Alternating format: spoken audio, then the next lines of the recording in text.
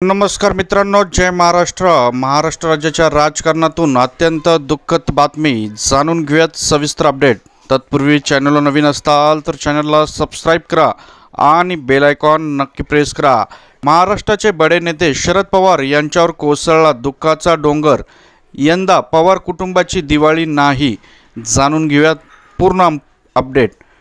शरद पवार कुटुंब यंदा दिवाळी साजरी करणार नसल्याची माहिती समोर येत आहे।